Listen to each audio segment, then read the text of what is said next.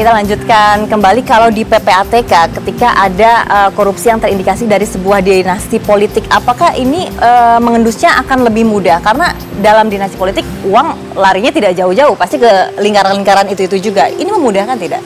Ya, kalau tipologinya seperti itu. Tipologinya itu menggunakan orang dekat.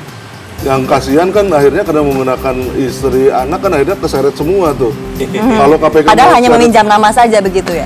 Ya, kita anggapnya itu adalah proses layering, pencucian uang kan, pencucian uang. Keluarga, orang dekat, lalu nanti biasanya mereka pura-puranya bikin perusahaan. Nah, padahal kita punya akses langsung ke Sisminbakum. Tulis nama perusahaannya, langsung kita bisa tahu siapa komisarisnya, siapa direkturnya. Jadi nggak bisa lagi ngomong, wah istri saya itu tidak ikut-ikutan, ya kita tahu. Lalu nanti biasanya transaksinya tetap transaksi papi mami, jadi tetap pakai kantong dia. Harusnya kalau PT, uangnya kan badan hukum terpisah nih, jadi harusnya PT. Tapi nanti nggak, transaksinya tetap masuknya ke yang bersangkutan. Atau di sini PT-nya apa, transaksinya apa gitu.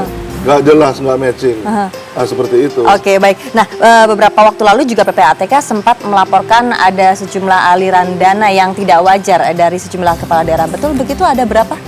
Ya, kita melaporkan banyak lah ya. Ada yang kita laporkan ke KPK, ada yang kita laporkan ke Kejaksaan, gitu. Mencapai triliunan rupiah transaksinya?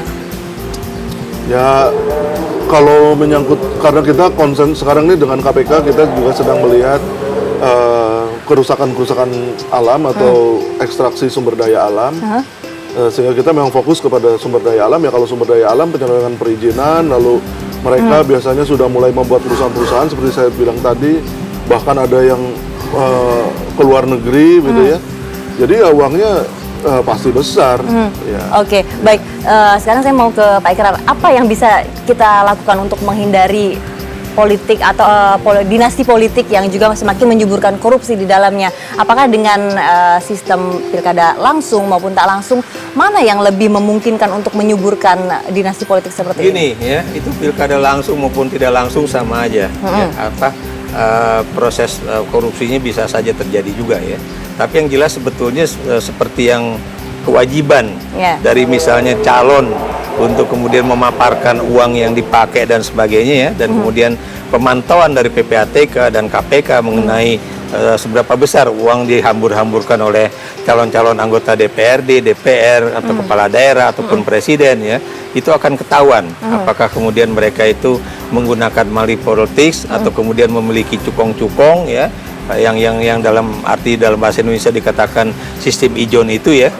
Kalau dalam bahasa Inggris itu bribe and kickback ya. Jadi saya bayarin Anda dulu, tapi nanti kemudian dengan harapan dari uang yang 10.000 itu Anda bisa lempar balik bola ke saya menjadi 100.000 atau 1 miliar ya, kayak begitu ya. Jadi itu yang harus kita ini kan ya. Dan ini terus terang ya, kalau sistem ini berjalan saja itu sudah sangat mengurangi kemungkinan kepala-kepala daerah ataupun kepala pemerintahan ya, itu untuk kemudian menggunakan posisi jabatan dia untuk kemudian meraup uang untuk membayarkan kembali itu ya. Saya contoh misalnya kayak kasus Gubernur Riau yang terakhir ya, itu apa namanya itu ya, ketika beliau menjadi bupati di Rokan Ilir itu mungkin dia masih bisa menahan misalnya Nazarudin mau nyogok dia ataupun apa, masih bisa. Tapi begitu dia jadi gubernur dan pengeluaran waktu kampanye banyak, ya itu yang kemudian menyebabkan dia harus memutar kembali. Tapi ada uang tidak itu. Aturan yang bisa mengatur bahwa rekan keluarga itu tidak boleh menjabat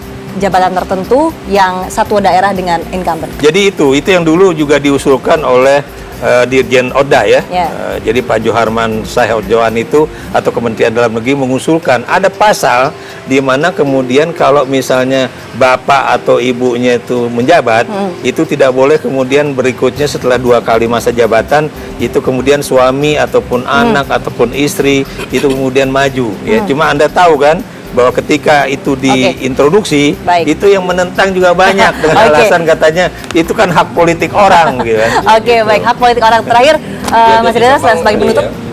Terkait korupsi memang saya setuju dengan Prof ya. Apakah langsung tidak langsung, dua-duanya punya potensi. Cuma memang pilkada melalui DPRD itu lebih bisa terdeteksi. Karena DPRD itu kan jumlahnya 35 paling banyak 100 ya. Itu lebih mudah KPK atau aparat hukum meneropong, melihat dan Baik. orang yang pilkada DPR itu lebih takut ya. Tapi saya kira bukan itu poinnya.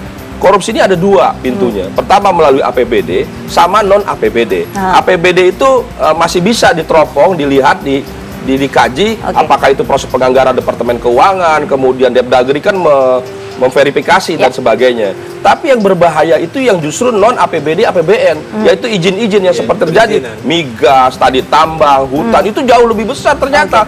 Karena pengusaha-pengusaha yang berinvestasi itu nilainya bukan ratusan saja, bahkan triliunan begitu. Jadi penting bagi pengusaha untuk mengamankan, tidak hanya mendapatkan izin, mengamankan selama proses bertahun-tahun ini dia merasa perlu dekat dengan kepala daerah. Nah, ini saya kira ke depan yang perlu dijaga ya. Saya kira bisa dideteksi setiap izin yang harus dikeluarkan. Saya kira mohon maaf harus kembali ke pusat. Sekarang ini karena raja-raja kecil, jadi tidak hanya korupsi tapi tumpang tindih, Prof. Tadi Prof betul tuh urusan tanah, urusan tambang, urusan hutan itu tumpang tindih di daerah itu luar biasa. Gitu. Bahkan kepada dengan mudahnya mengeluarkan izin karena ada fee di situ. Nah, saya kira ini penting ke depan untuk Baik, sayang sekali waktu kita sudah habis, tapi mudah-mudahan semuanya bisa sama-sama mengawasi ya, baik dari partai politik, aparat penegak hukum dan juga PPATK semuanya bisa mengawasi untuk menghindari terjadinya politik semacam ini. Terima kasih sudah bergabung di Bincang Pagi dan pemirsa, itulah perbincangan kami hari ini, namun bukan akhir dari Bincang Pagi, masih ada informasi lain dan juga bedah editorial Media Indonesia sesaat lagi.